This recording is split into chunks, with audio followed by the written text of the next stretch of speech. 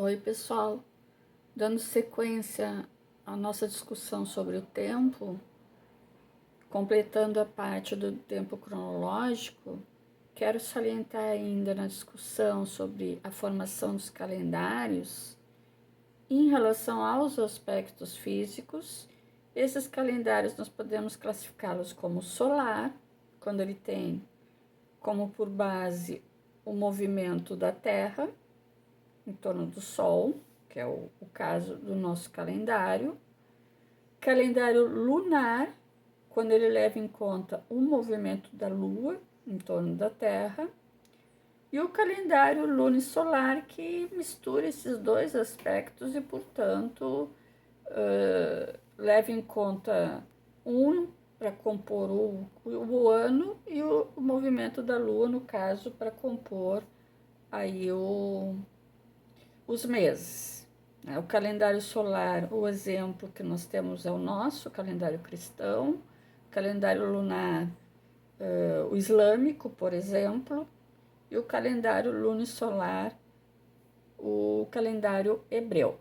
Então, só para fechar essa parte, digamos, de nós contarmos os diversos elementos físicos que influenciam na nossa vida para organizar a nossa vida cotidiana. Mas também nós já vimos que os calendários, nessa contagem do tempo cronológico, os calendários eles são elaborados por nós. Então, eles também expressam os momentos em que eles foram elaborados. Então, por isso nós dissemos que os calendários também ele tem um aspecto histórico. Ele vai expressar aquela sociedade que o elaborou. Então, vamos pegar o exemplo do nosso. O calendário cristão nos remete a diversas discussões. O calendário cristão ele teve como base um calendário anterior a ele, que não era cristão, que era o calendário juliano. Com a sua transformação, porque também nós vamos adaptando os calendários de acordo, tanto fazendo revisões a que ele expresse melhor os elementos da natureza, quanto fazendo revisões em relação à própria história. Então, o calendário cristão ele se baseia no calendário juliano, portanto, no próprio calendário nós percebemos o aspecto religioso, portanto, elementos históricos que estão sendo incorporados aí, expressando o que aquela sociedade acha importante ou o que aquele grupo no poder acha importante, e ela vai incorporar no calendário. Então, é importante a gente perceber que calendários que contam normalmente tempos menores e que tem como principal função a organização da nossa vida cotidiana, não é um sinônimo de tempo histórico.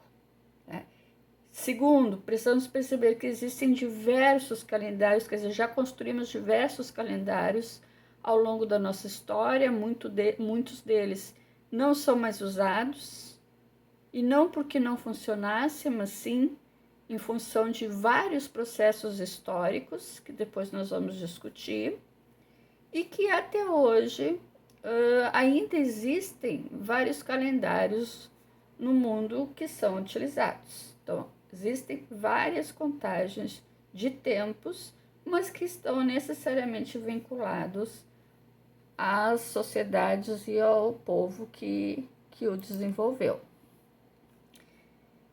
Então, e os tempos históricos? Voltando lá para a nossa linha de tempo, observando que calendário não é a mesma coisa que tempo histórico, já nos remete àquela primeira discussão.